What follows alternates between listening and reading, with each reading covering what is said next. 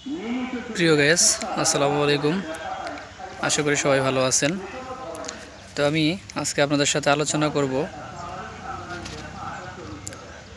সুস্থ গাছের লক্ষণ কিভাবে বুঝবেন আর কি। সুস্থ গাছ মানে হচ্ছে সুস্থ ফলন এবং অধিক ফলনের নিশ্চয়তা। আমার সামনে যে গাছটি দেখতে পাচ্ছেন, দেখেন এই গাছটি একদম সুস্থ সবল একটি গাছ। এই গাছের ফলগুলো দেখেন কত সুন্দর, ফলের কোয়ালিটিগুলো দেখেন, আগা থেকে গোড়া পর্যন্ত একদম পাতলা পাতলা ফল আর কি।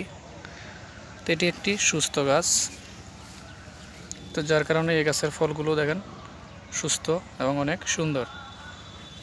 তো এই বাগানের যে গাছগুলো রয়েছে প্রত্যেকটা গাছই সুস্থ। তো আপনারা যারা এই পেঁপে বাগান করতে চান বা করেছেন তারা এই জিনিসগুলো খেয়াল রাখবেন।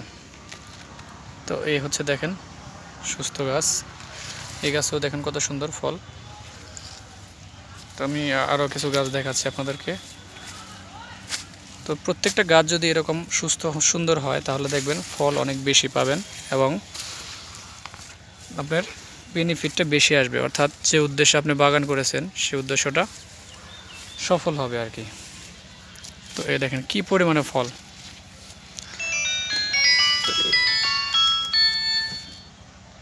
তো এইভাবে আপনারা গাছ সুস্থ রাখতে পারেন। সুস্থ রাখার জন্য আপনাকে যে কাজটি করতে হবে সেটি হচ্ছে আপনার গাছে দেখেন পোকা ধরেছে কিনা সেটি খেয়াল রাখতে হবে, কোনো ধরনের ছত্রাকের আক্রমণ হলো কিনা সে বিষয়ে অবশ্যই খেয়াল রাখতে হবে। প্রয়োজন মতো পানি দিতে হবে, পানি নিষ্কাশন ব্যবস্থা থাকতে হবে। দেখেন কি পরিমাণে ফল গাছে। তো ওই যে এই পাশের যে গাছ দেখেন, গাছের ফল অনেক বড় হয়ে গেছে আর কি।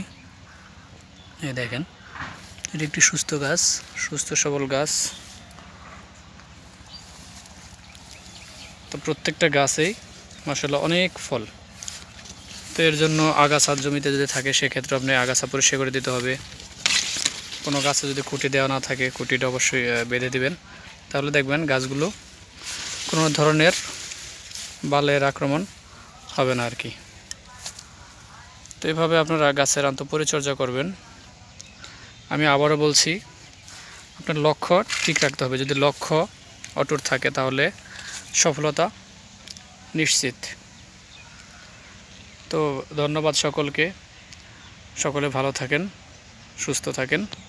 আর এই গরমে যেহেতু প্রচুর গরম, অবশ্যই আপনারা প্রচুর পরিমাণে পানি খাবেন এবং ঠান্ডা ছায়াযুক্ত স্থানে অবস্থান করবেন, রৌদ্রে বের হবেন না। যদি পারেন লেবুর শরবত খাবেন। শরীর ঠিক তো সব ঠিক। তো সবার সুস্থ কামনা করি, সুস্থতা দীর্ঘ কামনা করি।